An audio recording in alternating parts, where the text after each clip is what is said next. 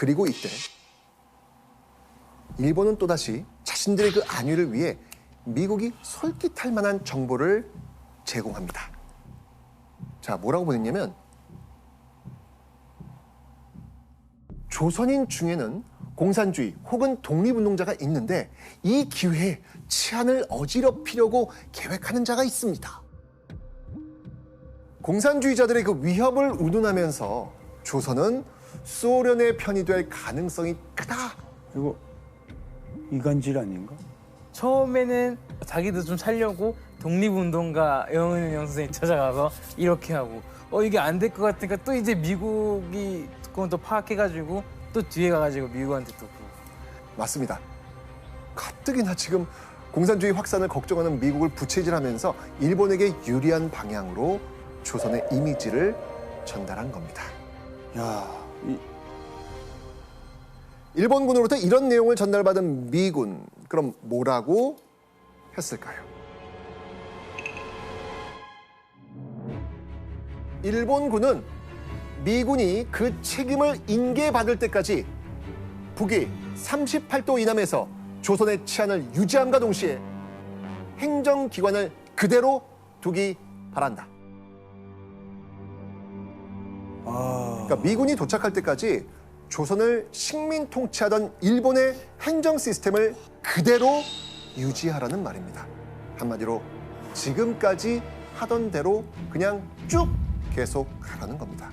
되게 황당한 얘기네요. 패전국인 일본이 앞으로 조선에 주둔할 미군으로부터 조선인들을 억압할 수 있는 명분을 얻게 된 순간이죠. 일본과 미국.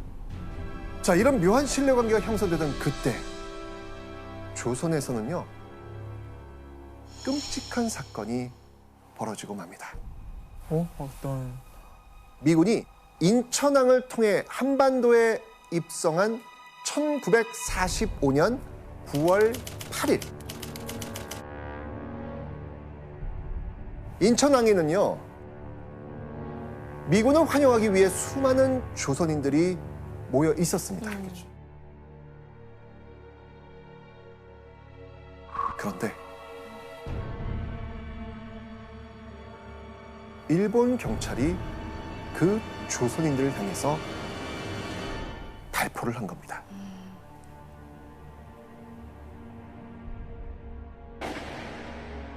그런데요, 더 충격적인 건 미군이 이런 일본의 행동을 두둔한 겁니다. 선생님 이건 좀 아니지 않아요? 왜 이렇게 발포하는 사람 그 경찰들을 두둔한 거예요? 미군이? 그 이유는 미군 측의 한 말을 보면 알 수 있습니다. 일본 경찰은 조선인의 대규모 시위를 효과적으로 막았다. 공산주의자들이 막 우와 이러는 걸로 이제 이간질한 거에 당한 거죠. 맞습니다. 죄 없는 조선인 2명은 영문도 모른 채 즉사했고요. 14명이나 부상을 당했습니다. 조선인들은 일본과의 전쟁에서 승리한 미군이 조선에 오면 패배한 일본이 조선 땅에서 쫓겨나고 진정한 자유가 찾아올 것을 기대했습니다. 그런데 현실은 그들의 예상과는 완전히 달랐습니다.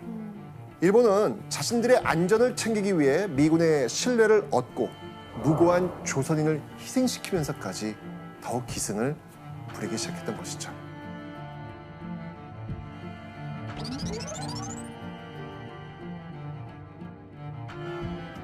미군이 경성에 도착한 1945년 9월 9일 조선총독부 제1회의실에서는 일본의 항복 조인식이 열립니다. 일본과 연합국이 합의한 내용에 서로 서명하고 미군이 일본의 뒤를 이어 조선에 주둔하게 되는 그런 절차였죠. 그리고 항복 조인식 직후 일장이 내려갑니다. 드디어 내려갑니다. 정말 그토록 바랐던 이 순간. 그리고 아.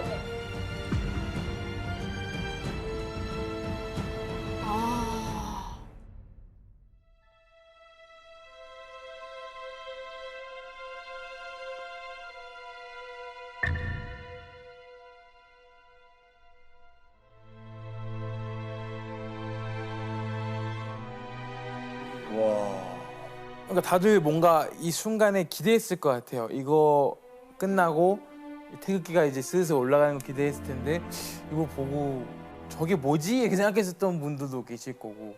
맞습니다. 자, 그런데요. 35년 동안 한반도를 지배해온 조선 총독부의 일장기가 내려가고 그 자리에 올라간 것은 태극기가 아닌 성조기였습니다. 조선을 식민 지배하던 일제체가 끝나고 임시로 조선을 통치하는 군사정부, 이른바 미군정이 들어서게 된 겁니다.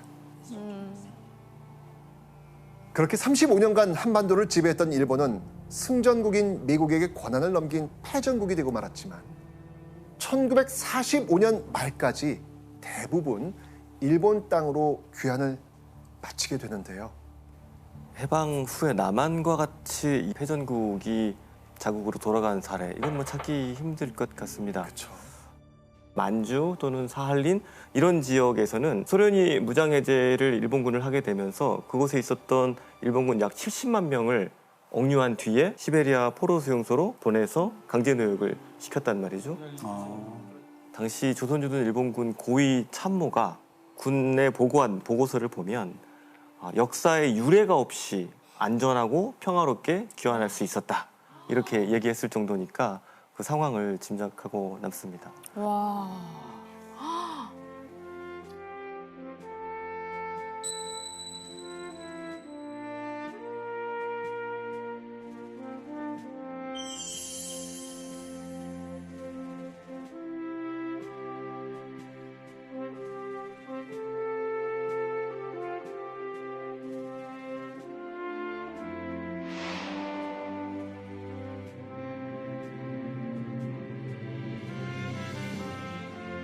빛광, 회복할 복. 77년 전 8월 15일.